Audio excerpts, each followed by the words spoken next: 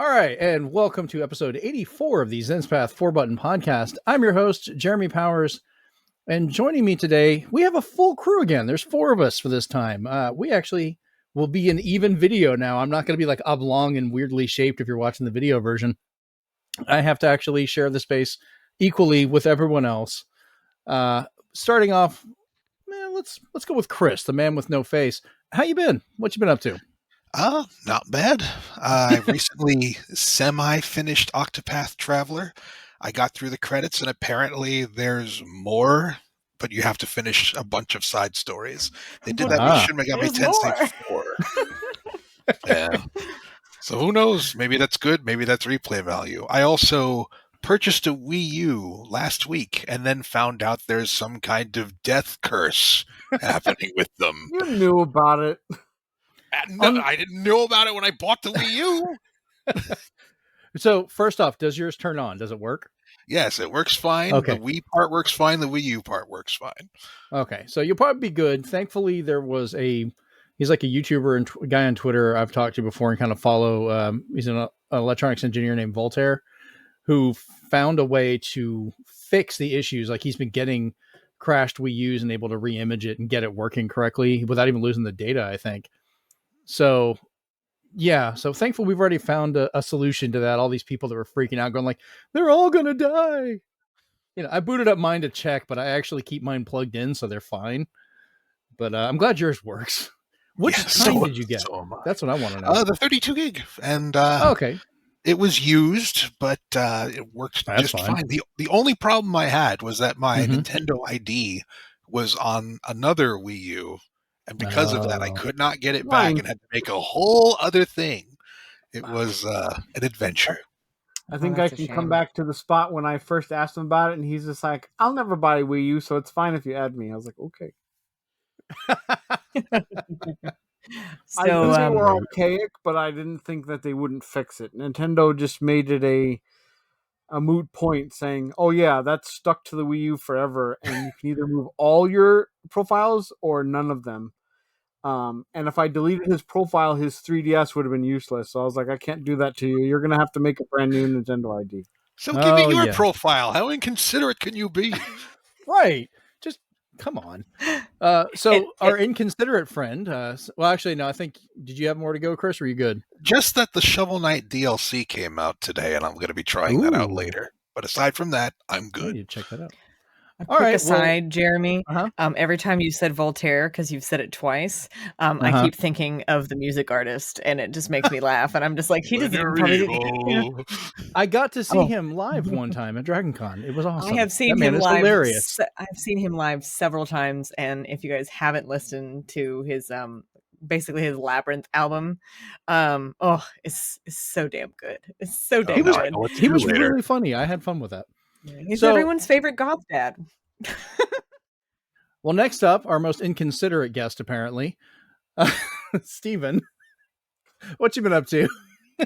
Won't give up your profile. I've been up to. I'm currently on sabbatical for my job, so I've been kind of theming what I want to do each week. And this week is like I'm gonna strictly game. So I've still been doing For the King. I've gone through 3 campaigns through that now. I think there's 2 more left, and I've exhausted the whole game with my friends. I did finally get around to playing Dead Cells and their Castlevania DLC. Oh, I gotta get that this weekend. It is very well done because it's got that dry humor that Dead Cells is known for.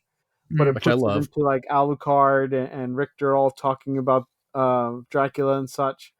And without spoiling anything, I can say that when you finally fight Dracula, it's more like a Gunstar Heroes fight, like Treasure made it than your typical fight. I thought it was insane, and I was like, "This is going to take multiple tries." But other than that, the wife and I have decided we're both going to play through Diablo 2 Resurrected because there's an open beta for Diablo 4 on the 24th that you do not have to buy a KFC Double Down or pre-order the game for. Dang. And then just get it for once. Exactly. And then lastly, I just gone on kind of like a demo, range of things. So I played Grim Grimoire, which I had for PS2 and never opened it. So I was like, I can try it now for Switch. Beautiful game. Had no idea it was a tower defense game. From Vanillaware is kind of different from what their usual fare is. God, do I have that? I really enjoyed Bayonetta Origins, so I will be probably picking that up because it has a very... I'm going to bring up Folklore, an old PS3 game. I do have that one. It reminded me of that, but with like the controls of like Brothers, the two sons. So it had a nice mix going on, and I liked the storybook aspect they did. And then finally, I went through the Resident Evil 4 remake chainsaw demo. I made sure to do the route that gives you the machine gun, so I could enjoy the demo over and over again. I should have thought about it, and I could have broken out my actual chainsaw Resident Evil 4 chainsaw controllers. I'd have been just waving them around like an idiot. I'm planning on playing that this weekend. How'd you feel about it? Did you like it? I really liked it. It's basically like some of the reviews are saying like it's a welcome return to it. People were worried that it was already a perfect game. But they did add stuff that people really liked, such as parrying, such as different ways of dodging. You can even set the controls to original Resident Evil 4 or do the new version they want you to tango with. Like, just a lot of things are changed around better. He still got his razor sharp wit, so he still cracks jokes. That's what I was worried about. They state there's no quick time events, but there is still stuff when you get grabbed or you're doing certain things, so it's still in there, but it's not like if you don't do it you'll die type stuff, which is Chris's favorite because he likes those death compilations. All right, well go ahead. It's a personal preference, okay? They just were edited really well. That's I think all. you liked it that they did it to the tune of Yakety Sax. That's why. Oh, okay, yeah, that's one of my favorites. But anyway, that's the best. Yeah. Oh my god, anything Yakety Sax is great. Oh god, that's stuck in my head now. Thanks. Yep, that's gonna be in my head. Well, also suffering this mental torture, Rachel. How you been? What you been up to? Well, obviously work. We're in the midst of a spring break time now, so it's been pretty busy. So my brain is like woo. But of course, I didn't watch it. I wasn't watching it as the episodes were coming out because I don't have cable. But the Winchesters is the prequel, not quite. Lots of things happening to Supernatural. So of course that turned on the old Supernatural brain rot again. There's a lot of that up in here. And so I started rewatching Supernatural slowly. It's a comfort show for me, if you could believe that. You can skip a few seasons, but yeah. I just recently learned that Supernatural, like there's tons of scenes missing in the Netflix version due to musical tracks. So if you watch the DVD, you get a lot more scene. You do. I've been actually looking around to see. Holy shit. Yeah. I've been looking. Well, that's how I started rewatching it for convenience's sake. But then I was just like, wait a minute. I got confused because I was like, I remember another scene here. I remember like more lines here. And I'm just sitting here going like, holy mother of cut content. What is going on? And I wouldn't know any different. It would really screw with continuity. Not really. I mean, it has to. It's more so to do with pacing than it is anything else. That explains a lot. Makes sense. Though. Yeah. So, some of the episodes just felt weirdly paced. Yeah, there's some weird cuts there, and I get why they had to do it, but it's just weird. So, but I'm rewatching that slowly, and I'm probably going to end up getting either the Blu-ray or DVD collection, so that way I can enjoy it as it was meant to be enjoyed. Silly Netflix. I may have to do that now. But yeah, I only have a few comfort shows out there that I will just watch a bunch of episodes, but I'm rewatching it slowly because I know how it ends, and I severely disliked the ending for a variety of different reasons. So that's why I'm hoping Winchester's gets a season 2, because there's some other resolutions that I will hope happens in it. And I don't want to spoil it for anybody, but the last I didn't even know that was a show right now. Oh yeah, it's great. The last episode of the Winchesters makes the entire rest of the show worth it to watch. It's great. Oh, 10 out of 10 will recommend. I need to actually I haven't looked to see if they have it on Hulu, but if they do, I'm gonna just go and watch it because I'm like, oh, I've only seen like bits and pieces that I've been blessed to watch with friends. There's a fever pitch for season 2s. I want season 2 of Sandman. I want season 2 of Good Omens. We're not gonna get a season 2 of Willow. But I still got to finish watching the first season. Now I'm just like, Well, see, I've learned that now in the last like 2 years, the secret to getting a season 2 is for it to go viral on TikTok. And guess what? Winchester's did. So we'll probably I haven't seen anything about it, so I don't know. Yeah, no, it's all over the place, But other than that, I'm still reading a lot. I've taken a little bit of a break from gaming because I was like doing it a lot because a game came out that I really liked, and I'm like, okay, I need to slow down and pace myself because if I finish it, I'm gonna be like, well, what the hell am I gonna do now? Wait until Tears of the Kingdom comes out, I guess, or you could play Metroid Prime, Rachel. No, do I look like I play Metroid? Caleb and I both would be like, play Metroid. Just play Metroid. Yeah, I know. I've heard it from both of you for years. And you shall continue to. But in the meantime, I was like, okay, I need to find something to play with friends. And I was like, man, I really liked playing Destiny 2 with friends. Let's pick that up again.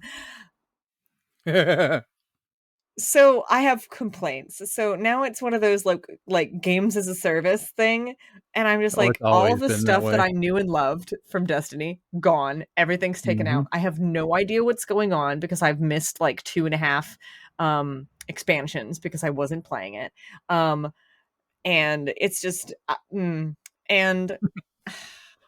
I go into the menu, right? And you normally just, hit the button, you're taken to your character screen, and you know where everything is, you know how to like put everything on, you know where the emotes are. And now the like menu UI is just, it's jam-packed full. It looks like I'm playing an MMO that's free that didn't know what it was doing, and then they tried to make it look pretty, and it's just confusing. There's like a whole menu bar up at the front. I feel like I'm playing an RPG that wasn't that tried to do too many options. Like there's so much going on, and I am overwhelmed, and I've been playing Destiny since like the first Destiny like launched, since launch day. And I'm like, why am I stressed out? I should not be stressed out. So those are my complaints. And also 90% of everything is locked behind a paywall, but you can still do like bounties and stuff on the moon. And that's about it.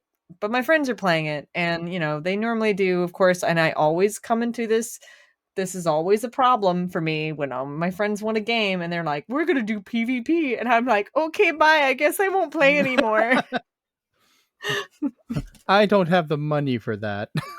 Well, it's not that I don't have the money. I just hate PvP. I mean, we shouldn't have to have them. Oh, okay. Gotcha. I'm behind a paywall. I love PvE stuff. I love PvE stuff. Like, I hate PvP stuff. That's one of the reasons why I only play Sea of Thieves with like certain people, because 90% of the time when they're like, oh, we're gonna go detect this other ship, and I'm like, oh no, I don't want to do that. Look, if I want to do PvP, I play Mario Kart. Exactly. You want to know why I can't do that? The hell with it. Oh, I mean, I kick everyone's butt on Mario Kart. Like, I wipe the floor with them. There's a reason why my friends don't play Mario Kart with me, because they know I'll win. So it's on. I will. It's on like Donkey Kong. No, I usually like you play me in Tetris. I'm crap at Tetris. I'm really good at puzzle games, just not Tetris. What's Tetris? I've never heard of that, but I'll review it. God, I still can't believe that. Anyways, but that's what I've been up to. That's I know that feeling with games as a service, especially when you decide to pick up the one of those games when it's really cheap, and then you're reminded through, I don't know, like 45 notifications what's been going on in week 1, week 2, week 3, week 4. I was like, I can't.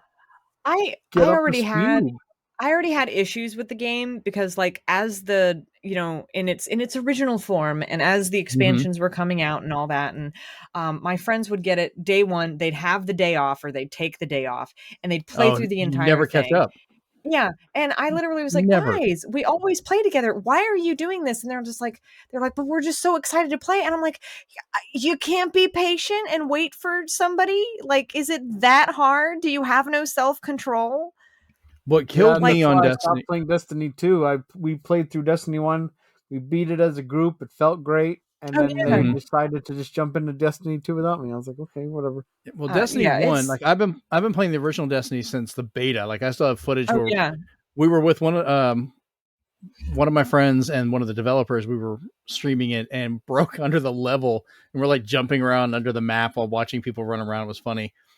But then we got to Destiny 2, got it, and I loved it until the first expansion came out. Like they released it for PC finally. I was fine with the expansions, and then, but not a month later, they did the first expansion and took content away from the version people had just paid for. There was like entire runs that you could no longer access unless you bought this DLC, even though people could do it on the normal game beforehand. I don't remember that happening to me, but then again, I do. I mean, because it specifically hit the PC players as well. I know why I don't remember that happening to me, because the version of Destiny 2 that I got, that I pre-ordered, came with the annual pass. So you already had the stuff there. I already had it. Yeah. And I got it for the same price as the regular game, but that was just because it was the whole situation that these people paid the $60 for the game. Then they were like, oh, we're going to have DLC come out and we're going to take away entire parts that you were able to play before that you've only had for about a month, if even that. Well, now they've also taken away pretty much everything. Oh, I haven't played it since then. That's how early I was like, I'm out. Cool. If you're going to do that, I'm not doing this. They've taken away pretty much everything. All of the fun Earth missions that you used to have and all of that. Yeah. Nothing. No. You can talk to used to put through walls just to get to the DLC areas. Yeah. Yeah, you can talk. You can actually talk to Rasputin now, which is weird as hell. But I have a lot of complaints, and I might just I'll probably just message my Discord group, and I'll be like, "Look, guys, I am too stressed out by this. I'm gonna just delete it because I cannot. That sounds nightmarish. You can always tell who got in there early enough, because it's like, well, did you hear Peter Dinklage or did you hear Nolan North? Yeah, I was there for Dinklage and then North. Yeah, I was there for both. Yeah, and there's still stuff in the game that is still, you can be like, oh, hey, this guy. But I remember the Witch in the Moon. They were all making fun of it, and because of that, they were like, he's too dry. We need to get a better person. I was like, whoa. I liked that he was dry. I thought that was I thought it was kind of comedic, you know. I do still remember though, like when I was playing with a friend the other day, because they were the only one like online. They were like, "Oh, I see that you got it. You want to play?" And I said, "Yeah." And we're sitting there in Discord chat and we're playing it, and they were like, "Who's this Cade guy?" is what he said, and I just went, "Oh God!" And I told like the whole story, and then someone was like, "Man, I wish I could have seen Cade." I'm like, "Man, he brought his chicken to a battle, like his pet chicken, and used it as a distraction." And that was the funniest part of that particular thing. So I think the only good outcome for these games as a service has been what happened with the Avengers game, because it's finally shutting down. I actually ended up picking it up the other day. I guess I'll go ahead and jump into what I've been doing since we finished that part. Oh, yeah, I'm done. I'm not doing anything else, so you go ahead. So I picked up the Avengers game, which Square Enix was working on, and made that an absolute money pit. Like every individual character had their own season pass you had to buy for each of them each time, which is just the dumbest thing ever to try and grind. And then they made it where your grind would be worth even less over time unless you kept paying money for it. But they finally announced that since they're canceling the whole service, they're just going to make all the DLC that was available for free. Oh. So I was like, cool, $8. I'll pick up the game. I can play the story one time. and I can get all the other stuff without playing anymore. Because I heard the story was well put together. It's just the mechanics are just they butchered it so bad. Guardians of the Galaxy came out, which was just a single player, really well done, but it suffered. Yeah, but it suffered and didn't sell well because everyone just assumed, oh, it's going to be another Avengers. We don't want anything to do with that. Like, you screwed up so bad, you wrecked your good game afterwards. Like it was an expansion or something. They pulled a Dreamcast. Like, oh, we screwed up the Saturn so bad, no one wants to touch it, even though the Dreamcast is great. So, all right. So we finally finished The Last of Us Season 1. My wife and I watched that. And I do have to say, I liked how it converted over. Like, they were very faithful to the game, but they strayed on parts that I thought worked out well. No spoilers. No, I'm not going to spoil anything. I'm not going to spoil anything. We just know they all died. No. It's basic stuff we knew about. Okay. It wasn't Don Cheadle that did that. It was, oh crap. It was Ruffalo that kept saying that everyone died. And Cheadle looked at him going, what the hell, dude? But I liked how it ended. I know we're going into, they said the second game is going to be kind of in the next seasons, but that's going to be split up between 2 seasons. So that's kind of good to look forward to. But I'm hoping that we get more adaptations like this that have a level of fidelity with the game, but they're not like slavishly stuck to it. You can change a few things that make it better. Little things like, they got rid of the having to have the masks on all the time. Yeah. And hopefully that was a good change. I'm hoping it also shows those studios that keep pumping out more and more Resident Evils that you don't have to make it about the zombies, because even in the games, like, there's so much going on behind the scenes. Like, just focus on that for once. I think the newest one is Leon and Chris are going to an island to fight zombies, and I was like, come on. At this point, I don't know. There's a reason there's CG now that is like, well, we can pump that out. I've also gotten back into Fortnite since the new season started, and they've taken up kind of a cyberpunk style. And I'm not gonna lie, it's been kind of fun. I'm hoping to play with a friend of mine. She's been getting back into it, so I'm probably gonna jump in and play with her. But speaking of that, they just added Leon and Claire Redfield to Fortnite, so I'm like, I'm kind of tempted. I normally have my Ghostbusters guy, but that could be funny.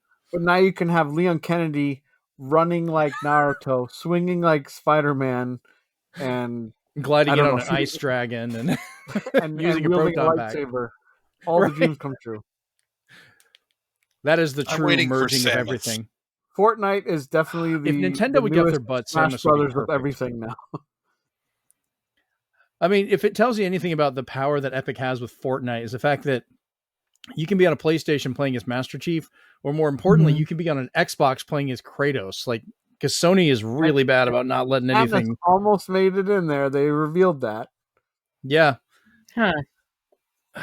But they didn't like the fact that Samus would be wielding a gun. So I was like, oh, okay. All right, just make her arm cannon be everything. It just shoots at different rates. I don't know. That's what I'm saying. You'd save on animation. Speaking of saving on animation, the other game I picked up recently is Lego Marvel Superheroes. I know I've played these before. I had them on the Wii U and everything. But I found, and if you look for this, there's like a $15 set that has Lego Marvel Superheroes 1, 2, and then the Avengers one. But it's 2 discs and it actually comes with all the DLC they ever did. So you're basically getting like 5 more games added on for free off the disc, which is great. For what console is this? I've got it for Xbox One. Yeah, I got it for $10, I think, during Christmas for that. And I was like, sweet, the whole collection. Yeah, I was just super happy. I was like, oh, all the stuff is on the disc. Like, I'm in. Like, that's all the stuff I missed out on. Now I can shut it off all they want. I'll just keep playing it. You'll have to link that to me, because I was like, because I have Lego Marvel Superheroes and Lego Marvel Superheroes 2. I have them both for the PS4 on disc, and I have all the DLC. But I was, I think I do. But right. I don't remember if I have Avengers though. This is more of just, I like getting these collections because it's a way to maintain even after the service is shut down. So I'll be able to put it in there and play and have all that stuff added in. And good Lord, it took almost longer to install all the extra content than it did the games. It was kind of funny. So, and the last thing I want to finish off with here is kind of a weird one. So we all know I have my electric car. I have a Hyundai Ioniq 5 that I drive. Mm-hmm. And in January, we finally got a charger at the house. And everyone kept asking, like, oh, how much is it going to cost to charge my car as much as I drive? Because I just now go wherever the hell I want to. What's gas? So we finally got our first power bill. And I'm going to let you three guess at how much my bill went up when charging my car all the time. Whenever I feel like it. But how much do you think my car went down over an entire month of me driving? Rachel, I'll let you go first. Oh. No, I was going to say, I'm hoping it's not scary because I want to get an EV. I think it's more. I don't think it's outrageously expensive, but I don't think it's like, what's the word for it? It's more than that's all right, but less than, oh my God, horrendous. That's my guess. Your guess? What's your throw a monetary value on there? Come on. I can't put a monetary value on it because I have no concept of math in that situation. Jeremy, I'm really bad at math. Okay, I can't. My power bill. My power bill is at least $79 monthly, at most $135 monthly. So that is my concept of power bills. Gotcha. Okay, well, Steven, what's your guess? Because I want to get one, I'm going to try and say $80. Okay, Chris, what about you? I also wouldn't have a good concept for this, but I would imagine it would still be less than getting gas all the time. That's a fair guess. All right. So I had to fill up my son's truck, his F-150, yesterday because I borrowed it to move some stuff, and that cost me like $50 to fill. For the entire last month of driving my car, our bill went up $30. That's it. $30 is all it cost me to drive as much as I freaking wanted. How much was the home car charger? I wasn't wrong. It wasn't outrageously expensive, but it was still up. So how much was the home car charger though? The one I got that I liked cost me about $600-700. Investment. And then I needed to have some electrical work done on the house anyway, so I paid to have an expansion breaker put in so I can run power to the shed and do some other stuff outside. So that all went into it. I think all in all, the installation cost me about $2,000. Okay, so it's an investment, but slowly but surely the gas. I was going to do the electrical stuff anyway, so I don't even count that because I needed to do it regardless.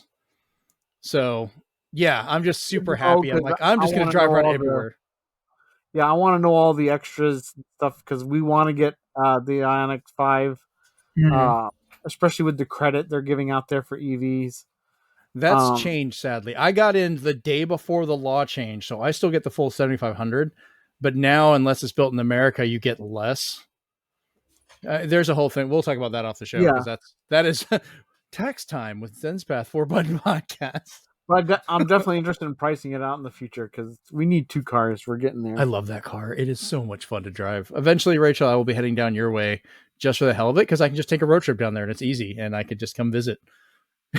Just plug my car in on the way. We'll go exploring of the retro game stores down here.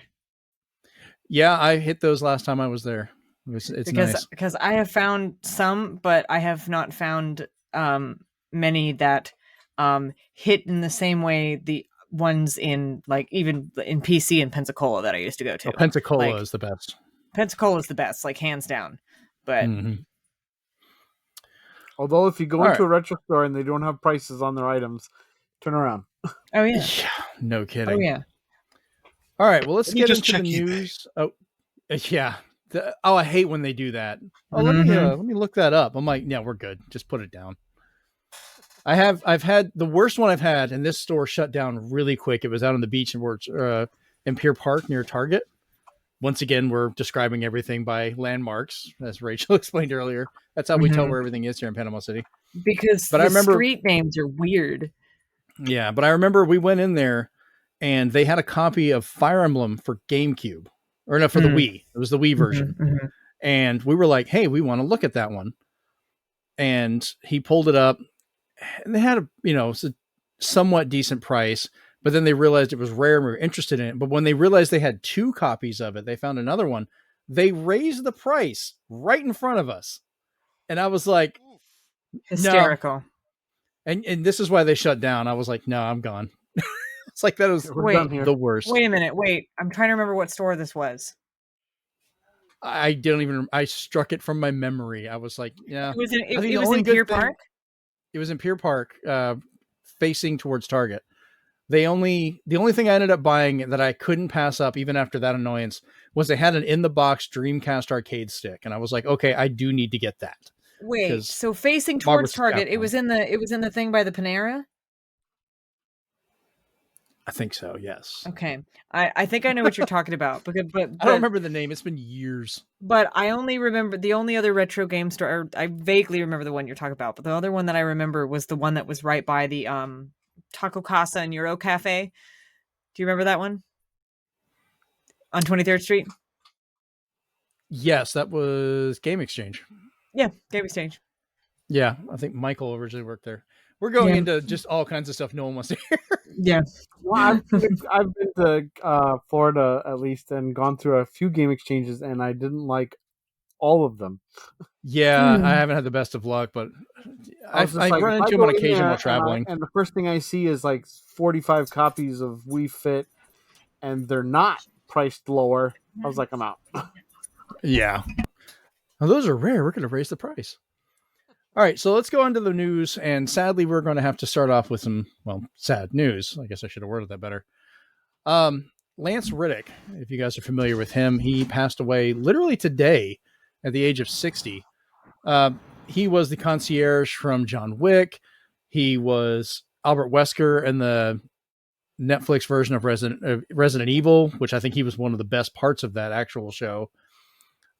He was on The Wire. He was Silence from Horizon Zero Dawn. He was in Zero Fringe. Dawn and Forbidden West. He was in Fringe. He was the TV show, which the head of the Fringe division. It did not suck. What? No, I said the show. The show was really good. I love that show. I said it just sucks that he's gone. We got mixed up there. Yeah. Destiny 1 and 2, he's Commander Zavala. Quantum Break, he was Martin Hatch. The one I remember for is not even a movie or show. I always liked, he did a comedy sketch with Funny or Die, which was the Will Ferrell group that they started. Mm-hmm. And it was, if you ever get to watch it, just telling you now, it is vulgar humor, but he uses his voice because he can be the most evil bastard just talking. Oh, yeah. But he played the manager of a toy store, and it's called Toys R Me. And he's just the worst person alive. But it's so funny. I remember a clip. Oh, you remember? It's a meme. It's like, why would you say something so controversial and yet so brave? Do you know what I'm talking about in that meme? Okay, that was Eric Andre. Yeah. So he Lance was Riddick was on that, right? And he just started spouting off random stuff, and he just gets up and slams his fist on the desk, and there's a hole in the desk, and goes, "You need a new desk," and then just exits, just leaves. And the look on Eric's face too, as like the one and only time I think you see him actually terrified. He's like, "Oh God." Oh yeah, no, terrifying man, but also a wonderful man. Probably one of the very few actors that can do both, physical acting and voice acting. There are very few people out there that are in Hollywood that can do that with such talent and such grace and flair as he did. I can count on my hand probably the number of people that I know for a fact that are good voice actors and also normal actors, because they don't always coincide. Everybody protect Keith David. Honestly. He's just, he's still going on. Chris, do you have anything you want to add? I don't know much about Lance Riddick myself, but I'm definitely going to look into the stuff you've mentioned. It's always unfortunate to find out about someone because of their passing, and at least we have stuff to remember him by. Yeah, I do 100% recommend the show Fringe. The last season's a little bit the last season's a little off the rails, but overall just excellent. If you ever watched, obviously y'all have watched Lord of the Rings, but the Steward of Gondor is one of the main characters in Fringe. So the crazy scientist dad. But we love him. Like that show, like you'll be jumping through alternate timelines or time travel and everything, and they actually change the openings to fit the scene of where you're at. So it's kind of trippy watching it and change. It's very it's kind of got some X-Files vibes to it a little bit. 100%. Like major X-Files vibes, but it's way more like scientific type horror. Like there's some scenes that I was like, oh, I'm a little grossed out, and I don't get grossed out easily. Like I really don't. But it's got some pretty familiar faces, and it's got Leonard Nimoy in it. So yeah, nice. Yeah, he was in there for a while. They had a bunch of really good actors show up. But yeah, during the original pilot, Riddick was part of that, kind of starting it, and then he became like a main character that stuck with it for a while. He was doing that, and then it was also working on Lost at the time. Yep. So I remember when Destiny 1 came out, the first one, and I heard his voice as Zavala, and I was like, oh, it's the guy from Fringe. And then it's such a recognizable voice. Exactly. And so I'm sitting there and I'm still playing it, and I think it was my dad that came in, and he was like, that guy sounds like the guy from Fringe. And he's like, and that sounds like Nathan Fillion. And I go, yeah, that's right. It's both of them. And he went, huh. And then fast forward a while later, I'm playing Destiny 2, and it's the lady with the really raspy voice whose name I don't remember. You know who I'm talking about. Exactly who you're talking about. Yeah. So she's also in The Expanse on Amazon. And so it's just really weird how I hear all of these actors, and I'm like, oh, isn't it nice that they're then so much spooky science and space things that they do. I used to do that in car commercials. I listened to the car commercial, and I'd be like, like thanks Archer, or thanks somebody. I would just call out the character that I know them for. Like, thanks for trying to sell me on this car. Lord. Yeah. I found her, and I apologize, but I'm not even going to try and pronounce her name. I will butcher that, and people will yell at me because it is. Yeah. I know exactly what you're talking about, though. I found her. Yeah. But I mean, she was also in Grimm. Oh, she was in a lot of stuff. I think many things she shows up in. She's got, some people just have those really recognizable voices.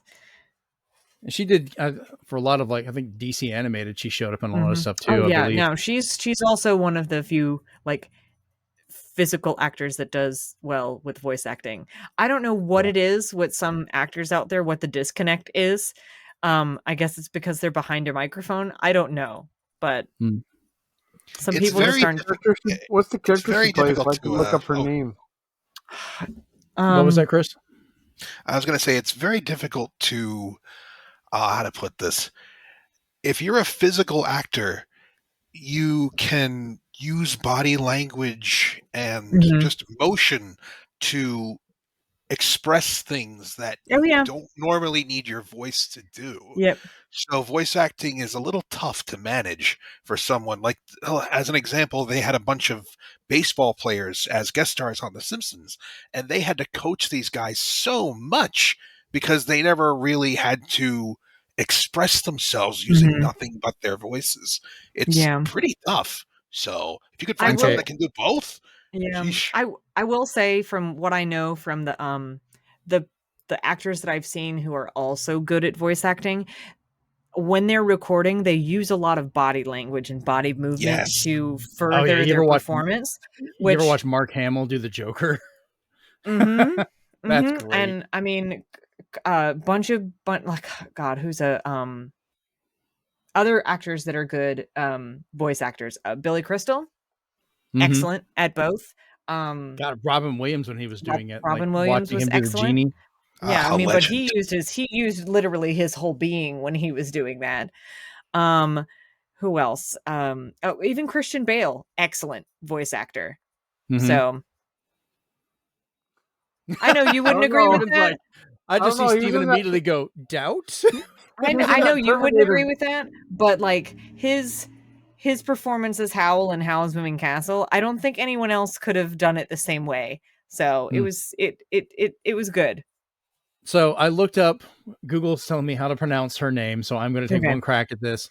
All right. Shohreh Aghdashloo. I mean, everyone's like... What? And everyone's looking it up. How do you say that? That sounds right. Shohreh Aghdashloo. I actually love her work. I apologize if I may mispronounce that. I'm just not good with names. I mean, but it says Shohreh Aghdashloo. I'm probably saying it too slowly. I'm not gonna try to correct you or anything because I don't even know if what I would say is right. So she's like, nope, let him burn, let him sink. It's all on him now. We're all gonna sink here, I guess. We're gonna clip that later and send it out.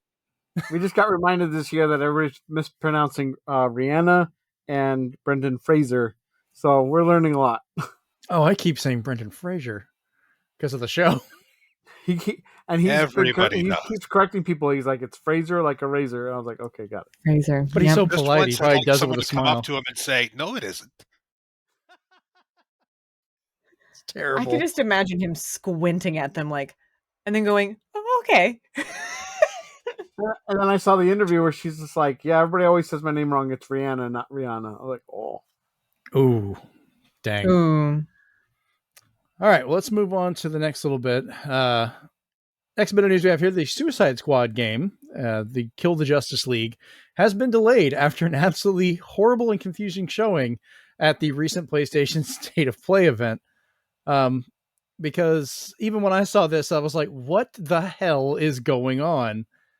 How is this supposed to be a continuation of the Arkham games in the same universe when Gotham Knights, which, while not a perfect game, is way, way more like the actual Gotham games? Interesting. The only bad part of this news is they're not going to change the gameplay because you can't fix stupid. But yeah, it's just doing tweaking to other things, and I was like, you're still going to release it like that. Maybe how much can they change at this point? As a service, but I doubt it. So I think Suicide Squad Kill the Arkham franchise is still going to come out as what we saw. Steven, I'm gonna have to use that Kill the Arkham series. That Jeremy, stop stealing our lines. I'll give you credit. There's a recorded podcast. We have evidence. Whenever I don't like a game, edit lines out. Whenever I don't like a game, I always change the subtitle. What was that, Steven? I said whenever I feel a game's not going to go anywhere, I just give it a different title like that, and I'm like, this is what you did. That's comedy gold, though. Suicide Squad Kill the Arkham series. Oh God. So, this really explains why they kept showing off like cutscenes and stuff. They were like, "Oh, look who's in our game! Look at these beautiful cutscenes. Oh, here's gameplay. Oh, don't look at that." It's like, and it's still being polished. Don't judge us. It still kills me though because this is Kevin Conroy's final voicing of Batman. That was the whole reason I was going to buy it regardless. I was like, I'm pretty sure that's how bad most it is. people's reason. Yeah. But now people are just going to look up that scene and then it's like, I'm done. Click. Maybe. I know it was almost emotional hearing him when he finally came back and talked after he had passed. I was like, games like that always, like, I'm always very like apprehensive when the announcement trailer or the teaser trailer is all CG. I was like, okay, you're giving me a promise, but I'm like, this is nice and all, but how different do World of Warcraft cinematics compare to the actual gameplay of World of Warcraft? It's kind of a big difference. So yeah, MMOs, I'm fine with that. This is still, But, it's better than just showing a big 4 and saying, oh, this game from Nintendo's coming someday. So I guess you take what you can get. That will always be the perfect cross argument. Yeah. You're just going to make everyone sad again. So this next one is going to be hilarious. And Rachel, I'm so glad you're on the show because I want to talk to you about this. Because, all right, so let's get into this one. Square Enix claims that only the PlayStation 5 can handle the combat in Final Fantasy 16, which is why it's exclusive. And this is their actual quotes here. They state the reason is because they feel no other hardware would be able to do the smooth transition from cutscene to gameplay like this without the PS5 hardware. While the very article I read this from points out that this is happening since 1996 with Mario 64 and more modern takes such as Lost Odyssey, Max Payne 3, Metal Gear Solid 4 Guns of the Patriots, every single opening for a Forza Horizon game, and so many more.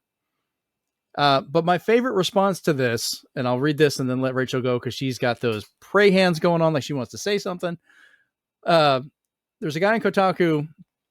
His name was Mini Gendo, but his quote was, or his statement, the devs went on to say that they are working on innovative programming techniques to get the game running on other platforms, but that at the current rate of progress, there probably wouldn't be a breakthrough until after a contractually obligated timed exclusivity window had expired, or something like that, which just made me laugh when he posted that.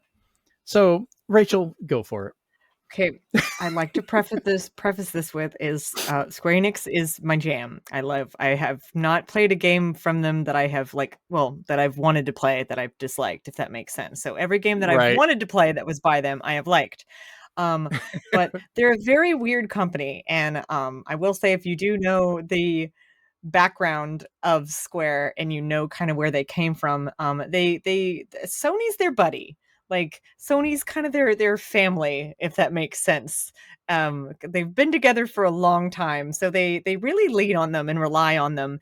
And they are very used to building on Sony consoles and Sony consoles alone when it comes to Final Fantasy. So almost all of their devs, especially with the mainline Final Fantasy games, that's just what they're used to building on. So that's where they start. When they're making a new game, they're like, okay, we get started, PlayStation, let's go. And that's where they go. That's their thing. So that response from Mini Gendo, though, is probably even though it's tongue in cheek, that's probably super accurate. That's probably what's going to happen. Because they are they got so used to for the longest time just building on Sony that is what they are used to. That's how their brains are programmed. So it's probably going to continue. Like Crisis Core, they put that on the Switch. They had it on the Xbox. They have all these other games that they can release different places. As much as I would love to say that it's a mainline Final Fantasy, it's not. Their format for release is mainline Final Fantasy equals PlayStation first. That's just how their brain works. There's no rhyme or reason to it. Their excuses are, pardon my French, but a load of crap. I get it. I understand. I'm with you on this. I think it's dumb, but it don't affect me because I have a PS5. But it's still even beyond, not putting it on Xbox. That's kind of a BS excuse because it is. PCs can have just as fast or faster drives. Mm-hmm. They have the processing power. There's no reason they're saying that this machine can magically only do that. This isn't like the NES days where the NES can do this stuff with scrolling of those, pixels while you're looking at an old IBM that's just I can make a screen and then make it flash and make another screen. That's the best it can do. I didn't say it was a good excuse. I never said it was a good excuse. I was just explaining how their brain works. I just thought it was hilarious. I think it's funny because still, after all these years, they still follow the same format as if they were developing exclusively for PlayStation due to the exclusivity thing that they had going on in the 90s. This is just it is so ingrained in them that I don't know that they can get out of it, at least with their mainline stuff. PS5 is a dangerous gamble, though. I mean, you've got one. Not many others do. Well, I will say that the PS5 shortage is not so much a thing anymore. I will say every single time I have gone into a Target or a Walmart, there have been PS5s in the cases for people able to buy. Not that anyone's buying it. Not that anyone's buying it right now because of the economy, but hey. Yeah. Everybody just decided, you know what, this thing's too expensive. I'll go get a Switch. I feel even with what they said with the only that'll be our next story to talk about. Is they're just talking about consoles because it's going to come to Steam and then people are going to mod it and do all the fun stuff they did with Final Fantasy VII Remake. And I don't think Xbox is going to see Final Fantasy Remake until all 3 discs of the Final Fantasy VII Remake are released. Oh yeah, and we get a finished product. Yep. I do want to add to that story with some horrible news that Rachel will not like.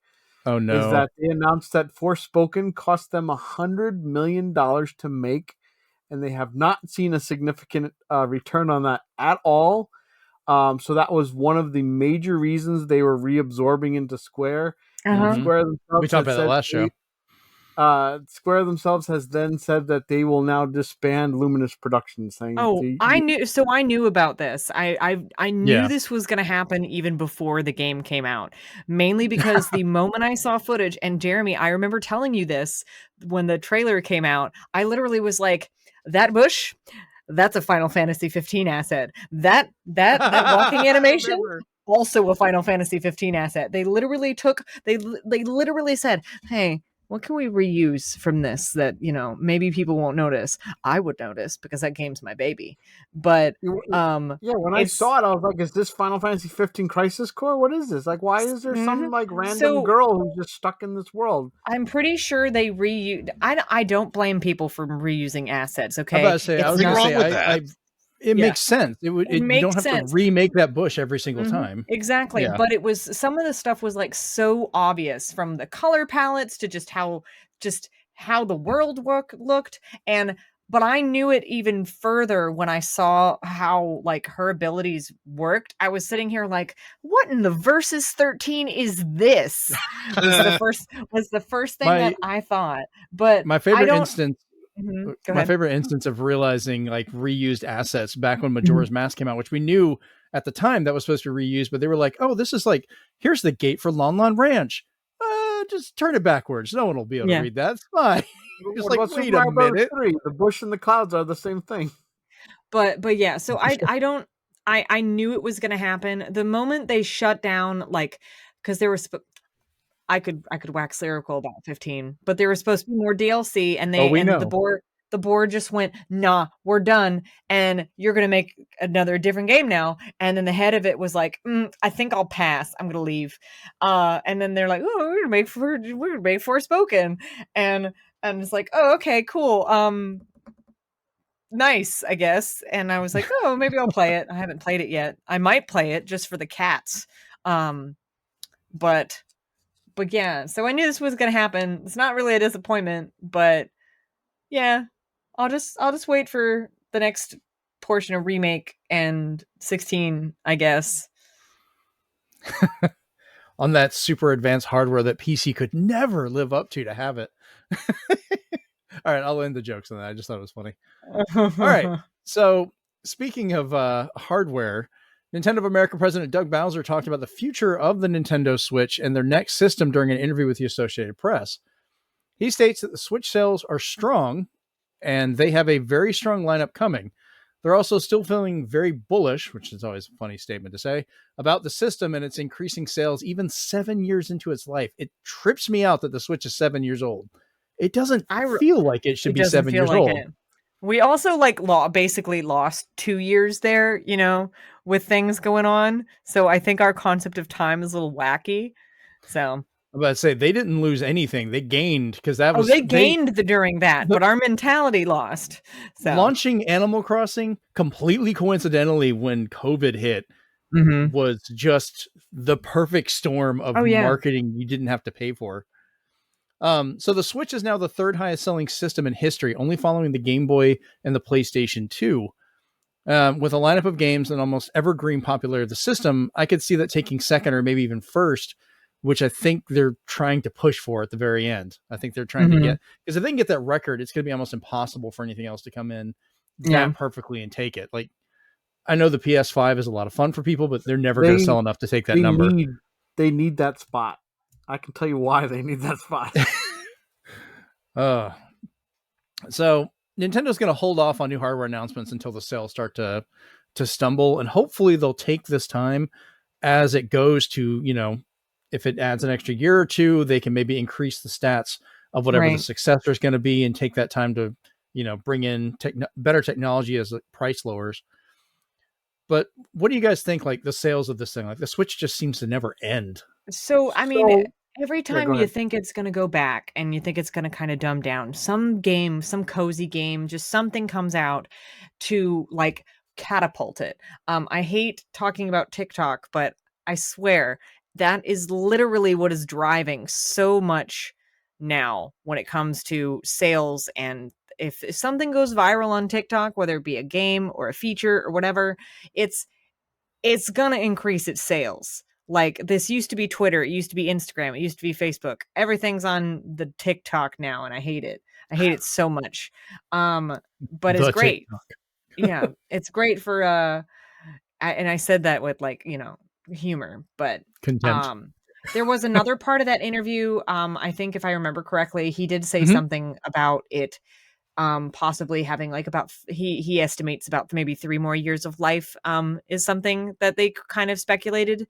I think it was from that interview, or an interview having to do with I don't know, but he also talked about Tears of the Kingdom in that, and how he thinks it's going to affect the Switch's, like, sales and stuff like that. And they asked about price and cost and what their goals were, and I felt that question could have been framed a lot differently to maybe actually get an answer out of him.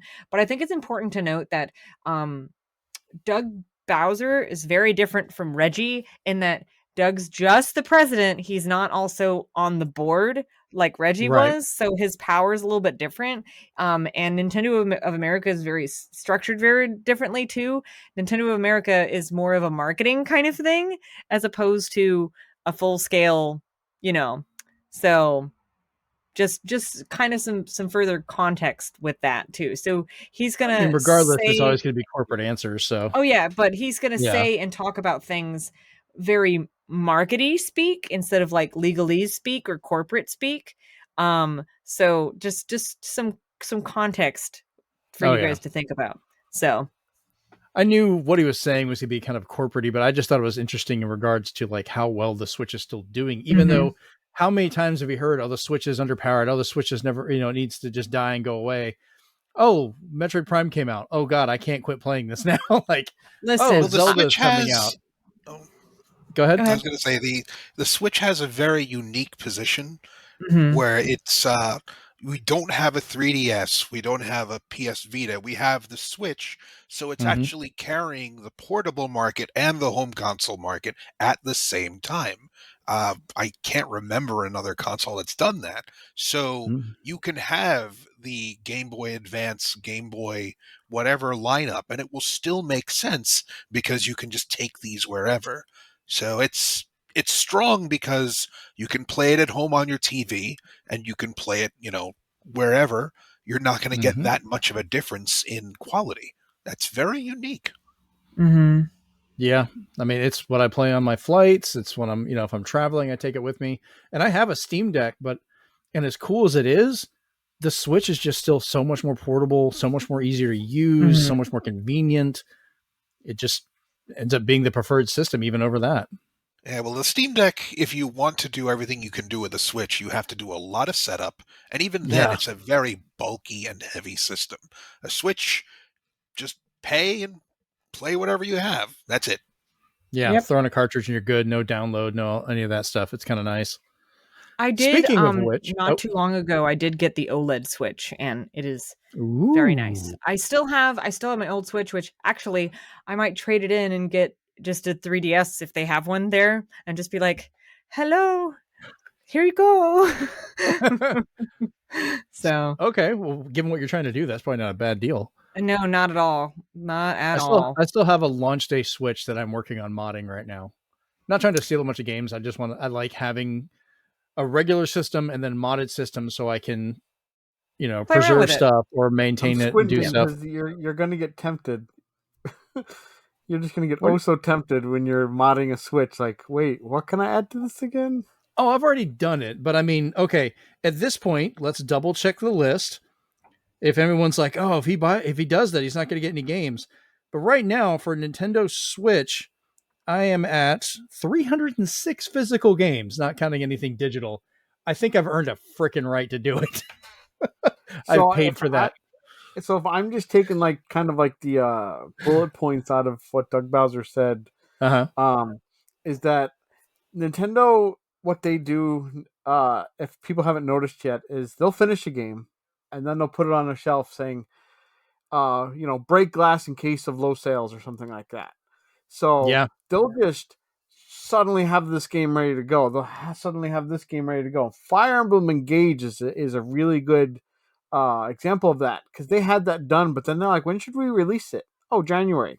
Bam. Comes out just to or Advance Wars. Off. So I think that he's saying that it's a very strong lineup coming, is that when E3 season rolls around, is when they're kind of going to play their last hand, so to speak, of what they've had just sitting around. And after all the rejections they got on the Wii U, I think they're extremely bitter. Nintendo bitter, that's a new concept. I think they're very bitter that if they're on top, then when they say we would like to have that game on our system, even though it wouldn't be as easy, the developers would try their hardest. They would pull an Arc Evolve, they would pull a Witcher 3 and just be like, we're going to get it on there whatsoever. I'm still shocked No Man's Sky plays on there so well. I'm almost like crossing my fingers that we're going to get a Nintendo Switch Pro next year, because of that rumor that a lot of games are going to be getting graphic optimization patches. So I was like, that's very interesting. Let me ask you guys this real quick, real fast before we go on to the next part of this. Given the history of the Game Boy, we had the Game Boy, then you had the Game Boy Color, which was kind of a new system, but an enhancement of the old one. Or you had the Game Boy Advance, which was a whole new changeover that had compatibility. Would you rather have the Game Boy Color equivalent of the Switch in the next 2 years, or would you rather wait potentially 4 years for the Game Boy Advance variant, I guess, where it's like the actual next more powerful system? I would say at this point, why change what they've always been doing with their systems? And I wouldn't mind an incremental upgrade, that as long as it does not have exclusive games to it, which is a bad idea.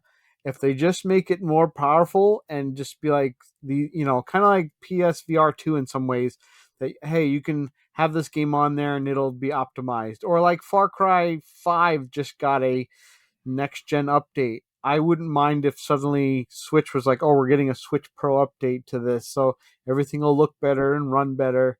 They did their darndest to do that to Breath of the Wild, because that was a dual release, and they realized when the Switch version took off, they actually put they optimized it, and it ran better, it looked better, people could see a difference. So I feel that Nintendo's going to do the same thing, but without the caveats that 3DS had.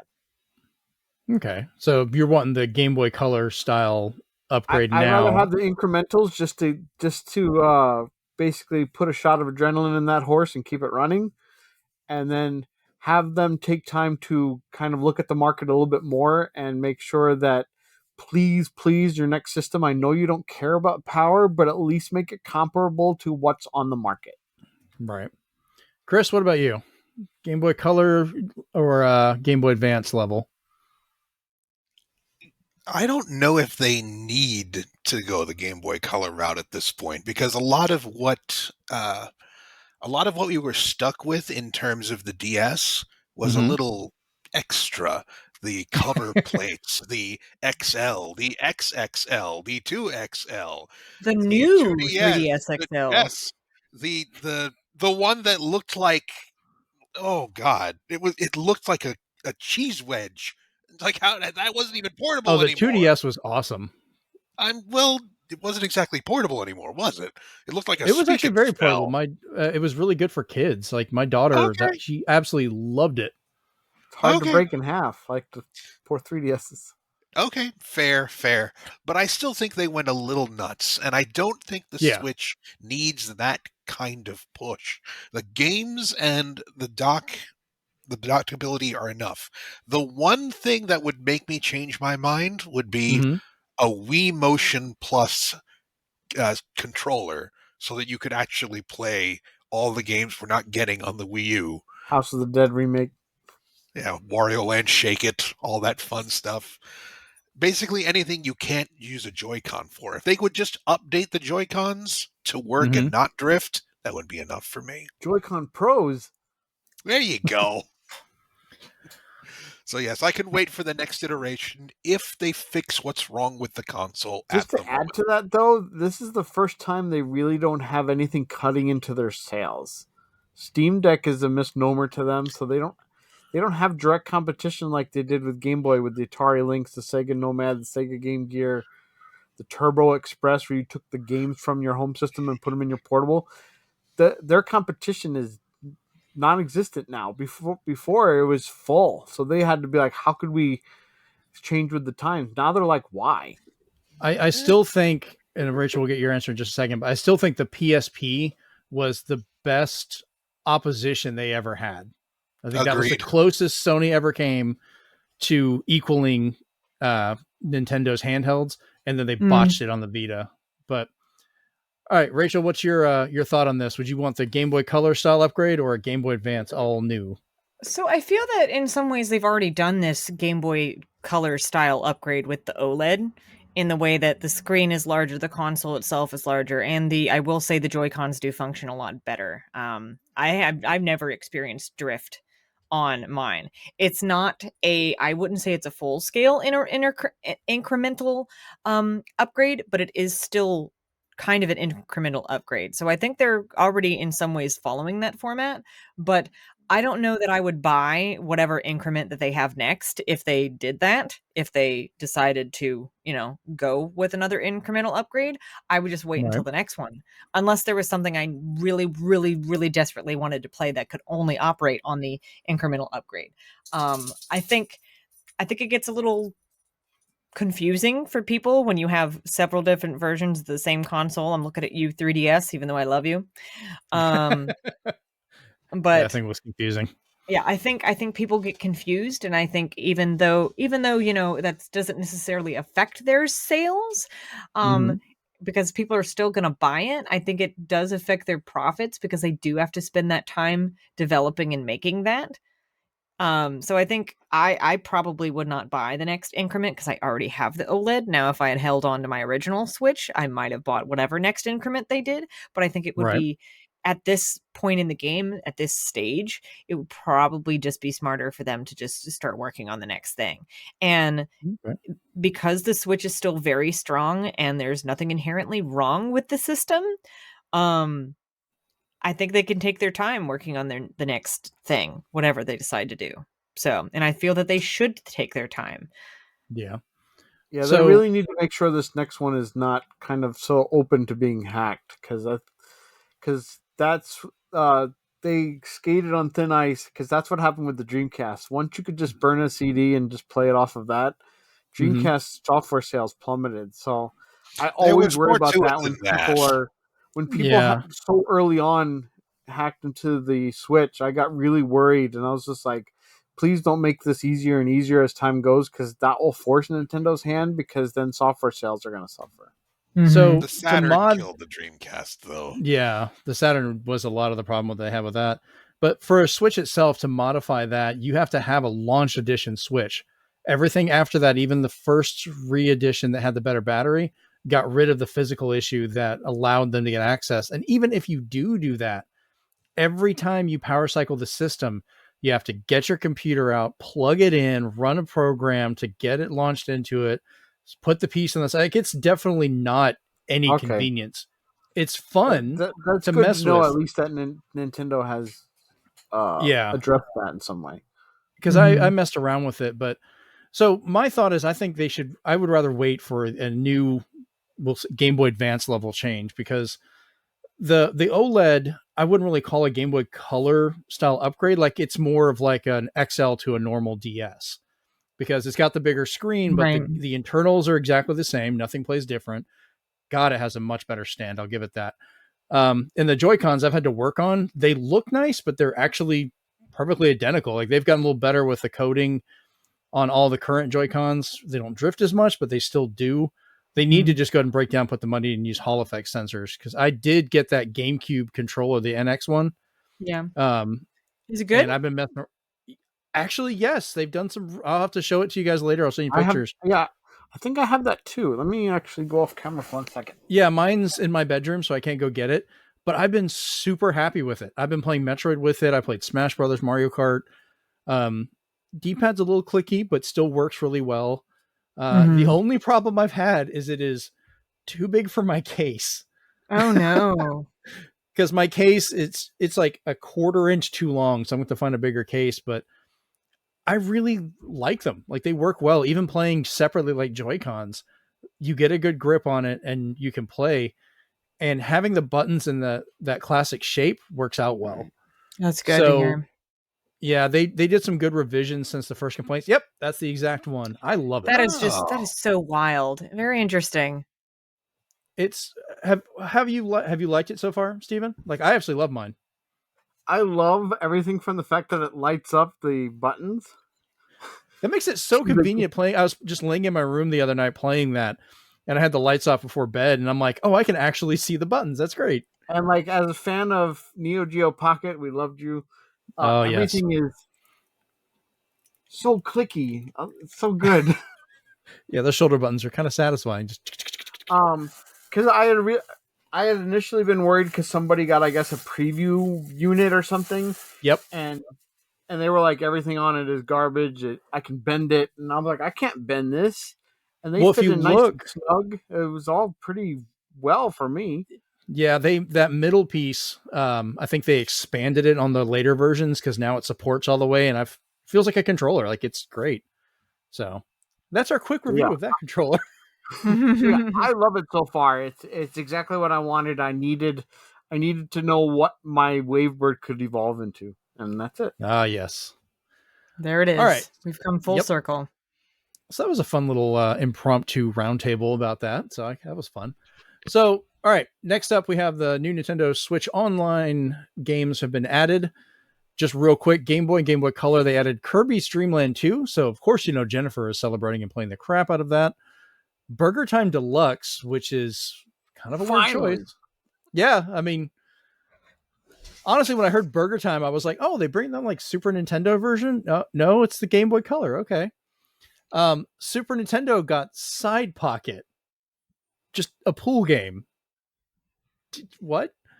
And then finally NES got Xevious, which is, I love that game. It's a lot of fun and it's super, super popular in Japan. I only recognized one of those games, and that was Kirby. So that just goes to show you what I was playing as a child. I would love to just, be a fly on the wall to how they choose these games. Yeah. Sheer dumb luck. Like, how did you guys tell me that? What game should we add next? Let's do a Side Pocket pool game. Let's do Burger Time for a portable that's not even in like perfect colors. You want to know how they're choosing? You want to know how they're choosing? They're getting a bag. They're getting dice. They're rolling it and determining it from the number they roll. That's what they're doing. Are you telling me you guys haven't been frothing at the mouth for Spanky's Quest for SNES? Oh, we got to have that. So here's how it is. It's kind of an algorithm. The higher their sales go up, the deeper in the barrel they dig for games. So like they hit a peak, we're going to get like, what was the Diabetics game for Game Boy Advance or something like that? Captain Noblin.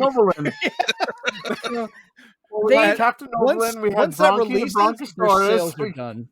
I get a feeling that some games, like they're still getting permission to put things on, so they're like, well, we don't have permission to do this one yet, so let's go ahead and do a few like rando ones that we do already have permission to, or they just won't care, or like they're gone or whatever. So it's like, let's go with that, and then they just go, okay, well, which one? It's like random, just throw whatever out there. So yeah, they're probably looking at that it's like that TikTok I watched, Roll for Sandwich, where the guy rolls like 3 different D20s to say what kind of sandwich, what kind of toppings, but in this case it's what kind of genre, what system, and when did it come out. Okay, let's go. Let's just pick a game from that list. Side Pocket. Nintendo's probably looking at social media right now, people complaining about these games, going like, what the hell do y'all want? We gave you GoldenEye after all this time, and y'all just dropped it and moved on. Like, listen, we did so much to get that. Pocket. I think a lot of these companies just got to learn that when you are beloved, you're going to get dragged on. That's just the way. That's just the way it is. Right now, Sony's doing the same thing with their PS Classics. They're like, here's 3 more you never wanted. Yeah. Once in a while, they'll say, "But we gave you Legend of Dragoon. We gave you this. Yeah, we gave you Legend of Dragoon. So you guys are good now, right? So here's Ape Academy or whatever, Ape Academy 2. I was like, what are you doing? Legend of Dragoon's working fine on my console. I don't know what people's problems are. So. For a few PS4 ones. That's why, because it's for the PS4. Okay. Yeah, because it bricked when you tried doing Magic for a lot of people, I heard, trying to get back into it. So hopefully they patched it, but we will see. Oh, that's funny.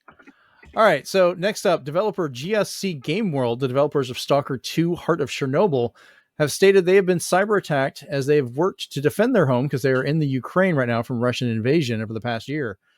So they've stated they've had multiple attempts to blackmail the studio, steal personal information of employees, threats to fans and their families, and more. And they've pretty much come out and asked that people don't share what is leaked, to be cautious of leaks, and that any outdated material that is released is not indicative of the final game.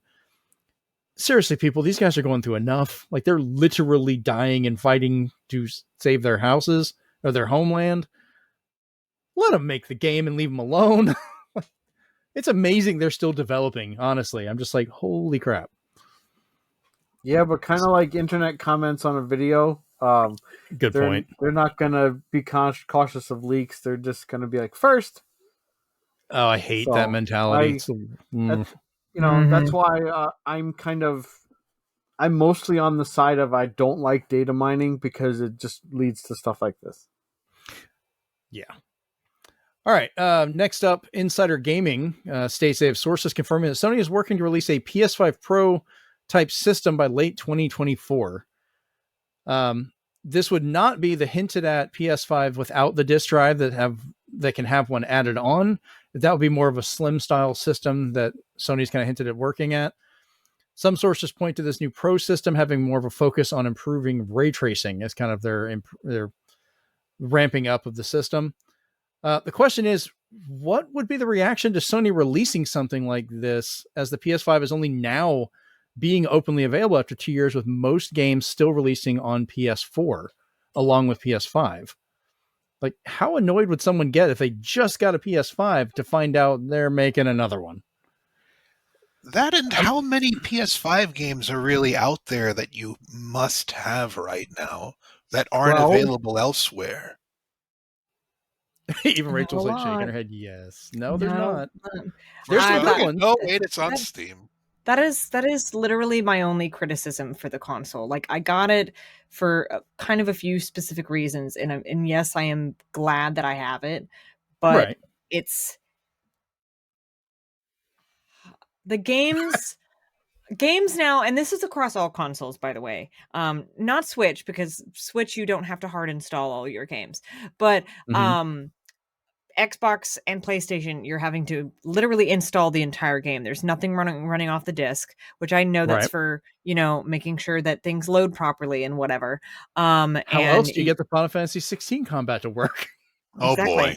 But like, it's just the games are so large. Like for Christmas / my birthday, my best friend Jim got me one of those hard drives, of course, that you can install in your PS5. And I'm sitting here like, I think I'm just gonna run out of space again because it was like a couple of terabytes, and still like with games running at over 100 gigs. Yep. Install. And I'm like, how do they expect this to, like, where's the longevity in this? Like, there isn't. Yeah, Like, where's the line drawn? They expect people to uninstall the game when they're done, which cool, great, but what if I want to play it again? I'm gonna have to reinstall it. So that was the whole have point of moods. physical media back in the day. Exactly. You take the disc, you put it in the thing, you play the game. And then you give us these services that throw another 13 to 15 games that all require downloads, and there goes your space.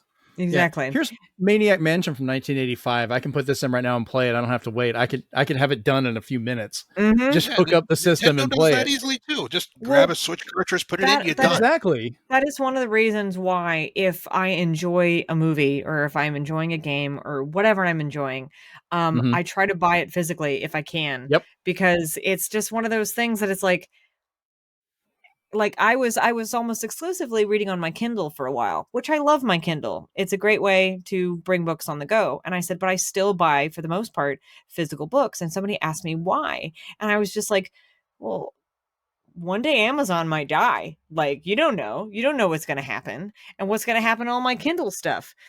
Gone. I mean, who here remembers how massive Yahoo used to be? Yeah. Like, and it used to be the leader of everything. And now it's just like, yeah, it's there. Yeah, people use it as their like backup email. So that, and sometimes you don't want to have to read books that glare at you. Just physical books don't have a light that stares back. But neither does Kindle. The Paperwhite doesn't either. Oh, the Paperwhite. Okay, yeah. Fair. Yeah. But I mean, it kind of goes between it. I want to give everything to just Sony with all the installs, or even Xbox when. I know because a lot of times people won't play these games on Switch; they'll play them on the other systems. But it's a thing on Switch too. If you try to play Doom, if you try to play Doom Eternal, if you try to play Grand Theft Auto Trilogy, those all require installation downloads before you can play. Yeah, but there are a few games like that on Switch that require installation just because of how they run and what they have to do in order to run on the Switch. So I know Doom 2016 and Doom Eternal, the only thing that's required for download is multiplayer. The games themselves are on the cartridge, because I know I have 2016 already, and I've ordered from Limited Run Games Doom Eternal. Yeah, which those are coming out. I know at first they replaced my cartridge. Doom made you sign in to their stupid thing at first, and you couldn't play it without an account being already created. So, they were nice enough to at least replace that. But going back to what Rachel you were talking about with the memory expansion. That's cool. You got that. I need to get one for mine. That's still been kind of one of the arguments of why I liked the memory card style one that the Xbox did, because you said what, a couple terabytes? It's what, a 2 terabyte drive in there? A couple of terabytes. Yeah. Yeah. So if you wanted to expand that and get, say, a 3 terabyte, you're going to have to buy that 3 terabyte, take out the 2 terabyte, put that one in, and you're only going to gain 1 more terabyte. Yep. And you have 2 terabytes you can't use. And everyone was kind of giving them crap about the memory card one for the Xbox, but you can hot swap them. Yeah. It's not a perfect idea, and I hope the price comes down, but I kind of wish Sony had done that. So, I mean, you can plug a hard drive in through the USB, but I don't know that but you can't play PS5 games on it. No, but you can play PS4 games. Right. I'm talking about the Xbox one. You can just swap them out. Like, you don't have to worry about it. I wish Sony would do something like that. They might do an update one day that is like, oh yeah, you can do that, because remember the PS4, it took them forever to add that expandable memory thing where you could just plug in a hard drive and play from there. I have a hard drive that's connected to my PS4 that just does not come unplugged. It's just going to be plugged in forever. So the problem with that, though, is they've kind of worked themselves into a corner. Microsoft can do it because the way the Xbox is designed, that reading port is the exact same bus connection to the memory that the internal drive has. On PlayStation, you only get that through the internal port. So you got to open the system up and take that card out, put a new one in, put the cover back on, format it, and you have to do that every time to swap it. You can't just do it. It gets worse with Sony when you realize that hard drives, especially the SSDs now, can go through what they call firmware updates. The recent thing that happened with where I have, and I don't know if I want to even deal with it, is the Samsung Evos. They said need a firmware update, or they drastically, the health of it is like almost cut more than half. That there's some kind of glitch or bug that just makes it'll die a lot quicker than what you're used to for hard drives unless you update it. But people are like, I can't take it out, put it in a PC and expect it to update, because the PC is not going to know what it is and it's going to want to format it. So people are stuck in this conundrum where I have 2 terabytes of games now that I have to delete, reformat for PC, update the hard drive, and then put it back in my PlayStation 5, format it for the PS5, and then start from scratch. And I'm like, Sony, do you have any way of updating the hard drive? Because this is a serious issue that is going to hit your systems, especially if you try to go pro. And when it comes to when I see PlayStation 4 Pro, they gave a list of improvements. If all they're giving me is ray tracing, when you play the Resident Evil 4 demo, you can turn ray tracing on and off, and it shows you the difference. And it looks so bad with ray tracing on that I'm just like, that should not be your selling point. Yeah, developers really need to work on how they handle that. But I still think that they would, even if they came out with something that had those advantages, at this point, with as slow burn as this has been, trying to get this into people's hands and how hard it's been, I think they'll end up getting a huge backlash from it. Right. Like, yeah, you'll get this, dude bros, they're like, oh, I've got the brand new PS5 Pro. I had to get that day one.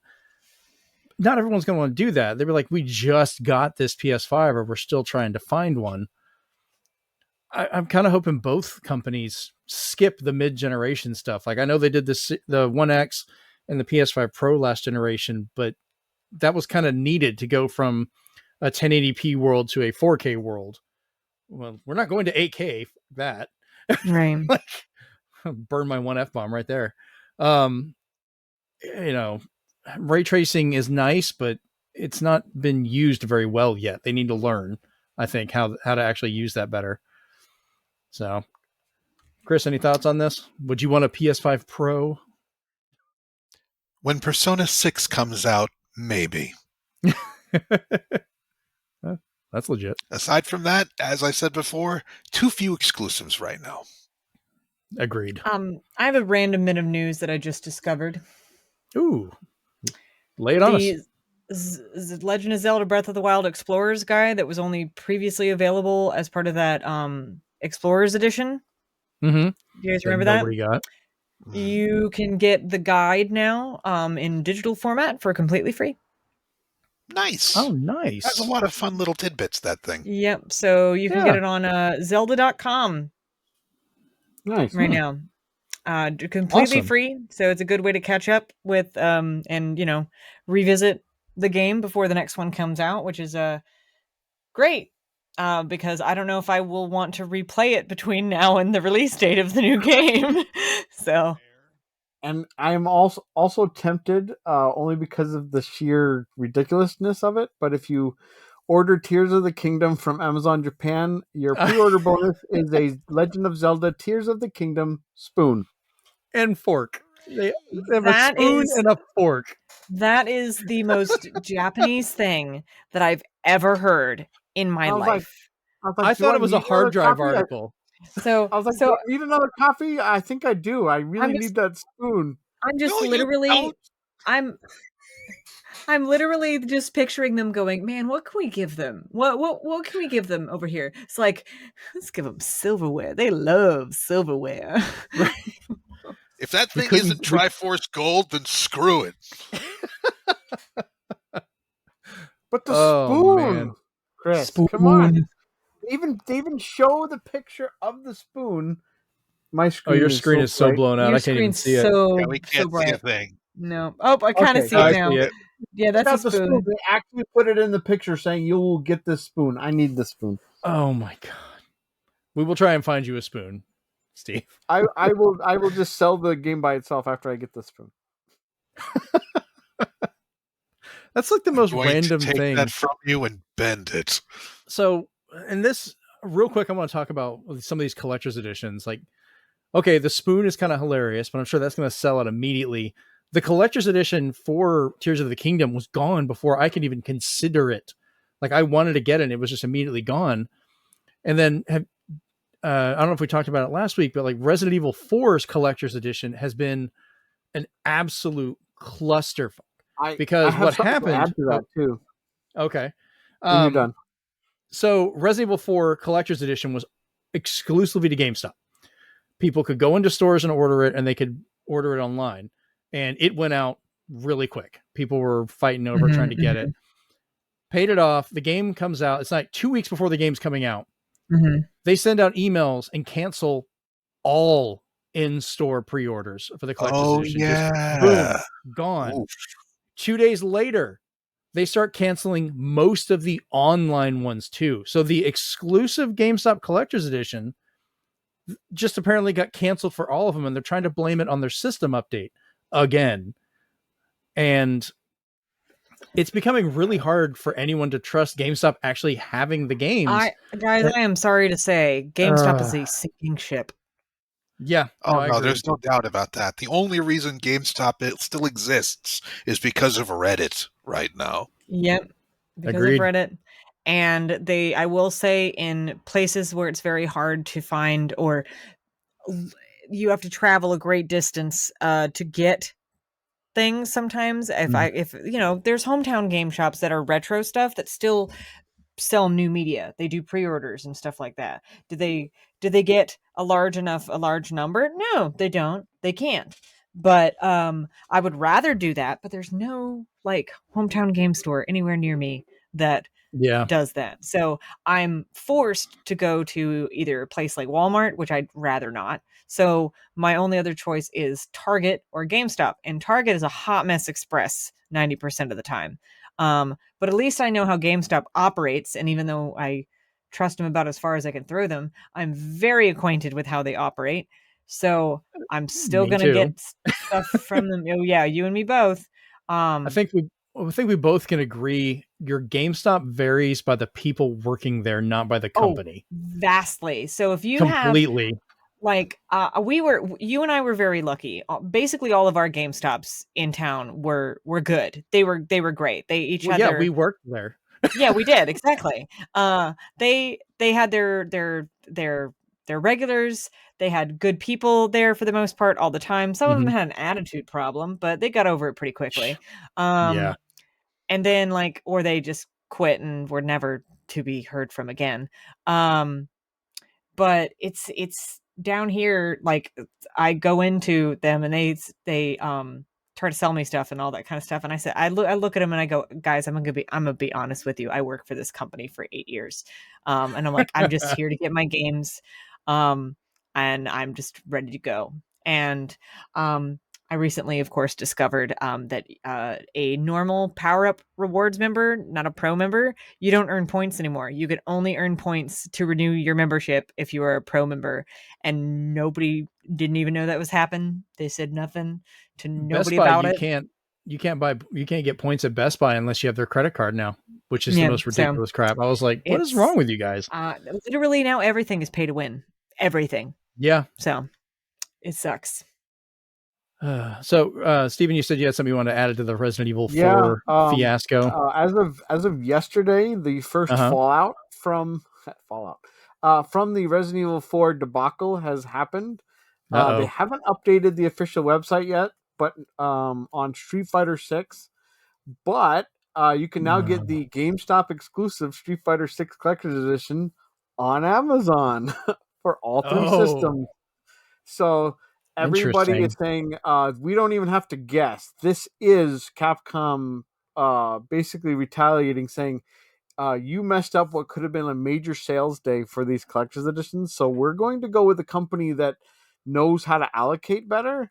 Because yes, there's been Amazon cancellations, but they've never been like this bad.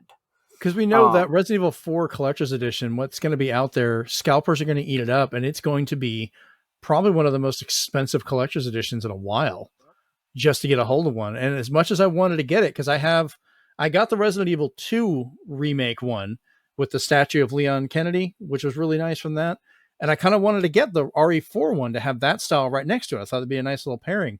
Never had a chance. And even if I had, it would have been canceled. So if Capcom's listening to all their fans, I would love if suddenly the collection edition just happened to pop up on Amazon with like a month later release date saying like this is kind of the reprint and it's coming. Kind of how even Metroid Prime Remastered kept popping up and now it's readily available so the scalpers can suck it. So I keep getting so many ads for Prime, like literally every video I watch on whether it be on YouTube. It's, me and Caleb send those towards you. We're willing Metroid Prime onto you. God, I can't escape from it. Like it doesn't matter what I'm watching. If there's an ad, if it's YouTube, if it's Hulu, I am getting ads for Metroid Prime. I'm just like, damn, god dang, the universe and Jeremy and Caleb really want me to play this, I guess. Metroid. The only cure is play it and then say you didn't like it and then be done with it. I'm just not going to play it. I just made a happy accidental thing. I was putting down the Metroid and did not realize that my my Omega Supreme, it fits perfectly on his head. That is where it will stay now. It's like, I live here now. That's a happy accident right there, ladies and gentlemen. You're going to make an Omega Metroid.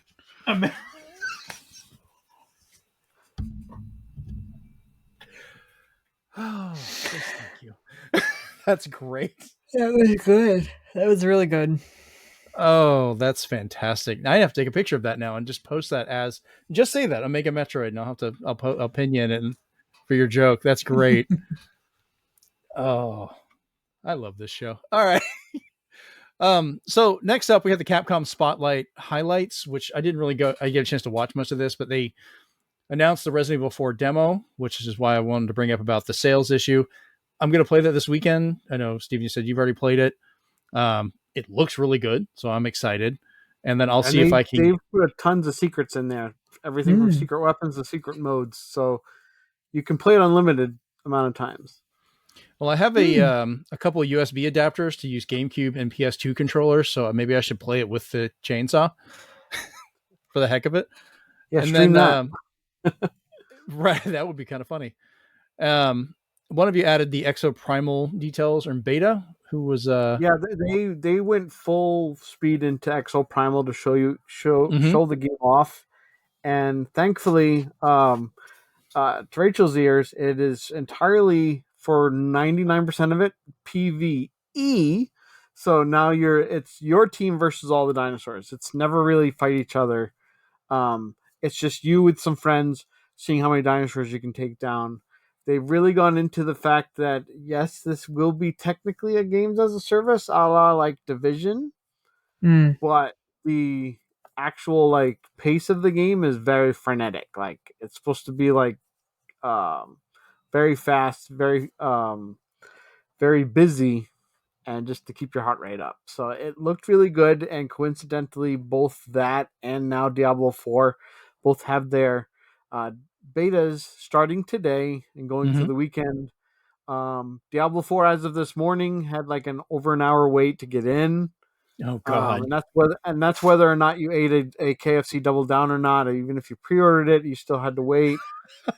So but thankfully they said they're doing another open beta to just everyone else who wants to wait in a queue on the 24th. So I'm excited to I want to try it once I'm allowed in. Nice. But I want to play Exoprimal, so I'll probably jump in that too.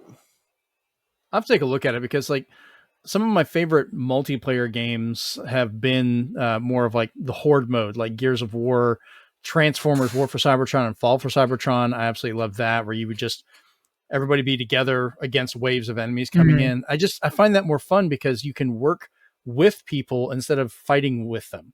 So you get way less of those people, going like, oh, I killed you, I'm better, and all that crap. They can brag as they shoot, computer players and stuff. And it's just more fun to me. So, all right. You mentioned about those. And this last bit of news, I'm not sure who added this one, but it is now very depressing to me. Who did? It was. Sega likes to drop. Just say it. Rip it off like a Band-Aid. I'm going to preface this as Sega likes to announce something you don't want to hear about midnight before you say it on a Thursday. So they just said, let's look at what the least amount of people will see and let's announce it then. So this is the situation when I read this while you guys were talking a second ago. I looked over at the screen and I could see the first half, but the very last part was blocked by part of my thing. So I was like, oh my God. And I moved my head to the side. And if you go back while y'all are talking, you probably see my face immediately go, oh, it's probably visual. Like just, all right, go ahead. I had to say that. So yeah, they've announced that Virtua Fighter 1, 2, and 3 are coming back into the mainstream again. The whole series, a celebration of the series, and it's being helmed by Yu Suzuki himself. So we got everything coming together. It's a series of NFTs, guys. Boo! It's bullshit.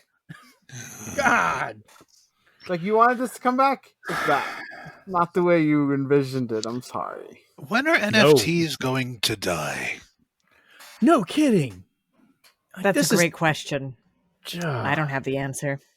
I mean, they just oust somebody like a CEO of Squaresoft because of this whole thing? Because it didn't work?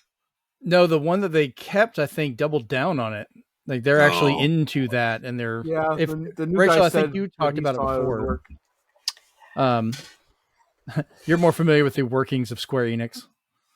I mean, this new guy that they're supposedly putting in or not now, I don't know. I mean, he's a like a not Bitcoin. What is the crypto? He's a crypto guy. So I get that they're trying to put younger folks there to, get some new blood, get some new ideas and all that kind of stuff. But the thing is a lot of these younger folks are into crypto. So you got to get someone that's like, dare I say it, my age, who's, like who not brainwashed. Yeah, that hasn't been brainwashed, who distrusts most people. Like literally, it's one of those things that you got to get someone with a healthy degree of skepticism and actual like logic as a common sense, as opposed to get rich quick youngins. Or at least people with that mindset. Like, I mean, I'd love to be rich as much as the next person, but I know that there's good and bad ways to do it, but it's Rachel, you're rich with friends. Oh, a bad way. Don't do it like Yuji Naka tried. Yeah. But it's just one of those things. It's just one of those things that it's like they're putting a lot of stock in the digital world, which they're a video game company, like, of course, but like time is fleeting and so is the internet, I guess. But so for me, in the world that Square and even Sega now and whoever else is seeing, like, have they learned nothing from looking at something like, I think it's called FTX, where somebody just got in and made everything useless? Yep. It's just like, it's so, and with all these data mining and modding and stuff, I was like, what are you guys doing? I think Chris said it best to me the other day, where he's just like, why does this keep happening? Yeah, this metaverse junk. It makes me think of, because I think it also has to do with how companies don't always see things the same way across the pond, because you've got, it reminds me of what happened with Capcom and Street Fighter Cross Tekken, where they just threw all the DLC on the main physical disc. When Microsoft tried to explain why that was a bad idea, because they could just data mine and find out, hey, it's all there. Capcom of Japan actually just went, yeah, but they wouldn't do that. That's illegal. No, that's not how this works. Has Japanese companies learned nothing from pachinko? I every time I think about like pachinko, I think of Capcom, and I think of the memes about I just think of a Konami. Yeah, and Capcom, Konami, and all the because Capcom had pachinko machines. They all did. All of them had pachinko machines. Oh, at course. least That's once. true. And I also think of the meme of Hideo Kojima locked in a basement because he wouldn't do the pachinko machine. So, fun fact, if you tried to follow or get a comprehensive, complete storyline to the Guilty Gear series, you're going to realize that a piece of the story is actually locked inside a pachinko machine. I hate that so much. You have to play through a pachinko machine to get the entire story of the universe. Okay. Like the lore. So that's not good when Kingdom Hearts has done more work to keep their story actually accessible by making the mobile games ported at least as a video on one of the games. At least you could see it. Story thus far, yeah. You should never be less comprehensive than Kingdom Hearts. It shouldn't even be physically possible. I don't think you've played enough Blaze Blue to know about incomprehensible storylines. Don't get me started.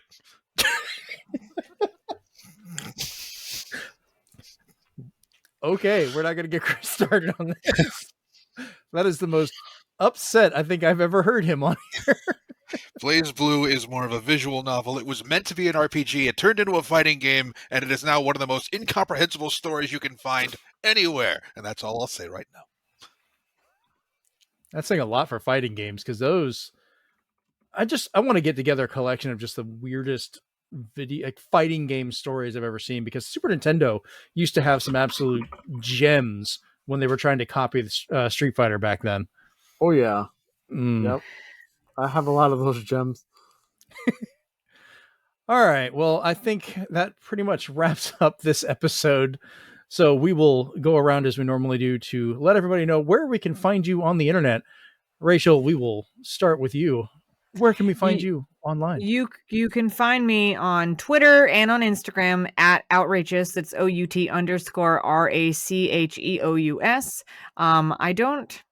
I'm posting, but I'm not posting as like actively as I was, because pretty soon I'm going to be in the process of like moving into my new house, and then I might also be more active again, because I'll have a separate space to do recording and streaming, and all of my consoles and everything will be in the same spot, and I won't have to move to different rooms to do stuff. It's going to be great.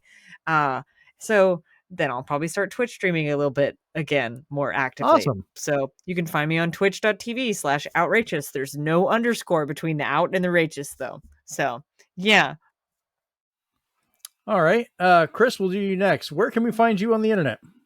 I only exist inside this microphone, but otherwise you can probably catch me by proxy through Steve and loadingtime.com. There you go. Steve, that'll bring you up next. Where can we find you on the internet? Like Chris had mentioned, you can find me lurking on Twitter at loading_time, or you'll probably see somebody who sounds like me on Exoprimal the Beta. So you can. Nice. All right, I've been your host, Jeremy Powers. You can find me at Zenspath, ZENSPATH, over on Twitter. You can also find articles I write and other things that we do over at Zenspath.com. You can find the video version of this, if you listen to it, over at youtube.com/ZenspathCom. Basically just Zenspath.com without the period. And if you're watching this and want to listen to it, you can find us on Apple Podcasts. You can find us over at Google Podcasts. You can go to zenspath.libsyn, LIBSYN.com, and share this with some friends. We need some reviews. We need some, leave us a like, whatever you want to do. Trying to get more of a social media thing for this going on. And then also, you can find us over on our Discord to talk to us on occasion, which you may even be able to find Chris on there sometimes. bit.ly/Zenspath Discord. So, all right, this has been episode 84 of the Zenspath 4-Button Podcast, and we are out. Peace. Later. Happy St. Patrick's Day.